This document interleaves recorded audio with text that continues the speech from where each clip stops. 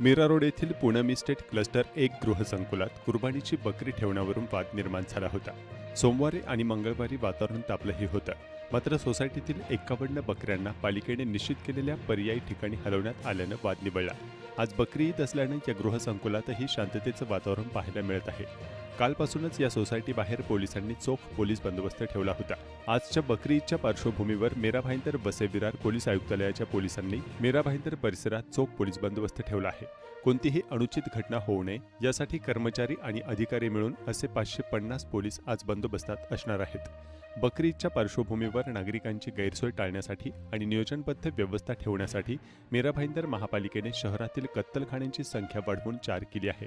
तसेच नागरिकांनी कोणत्याही अफवांवर विश्वास ठेवू नये, सोशल मीडियावर आक्षेपार्ह संदेश किंवा व्हिडिओ प्रसारित करू नयेत आणि कायदा व सुव्यवस्था राखण्यासाठी प्रशासनाला सहकार्य करावे, असे आवाहन पोलिसांनी केले आहे। पूरे शहर हमारे अलग अलग सेक्टर में हमने डिवाइड किया है। हर सेक्टर में हमारे ऑफिसर्स वहाँ पे पेट्रोलिंग पे रहेंगे।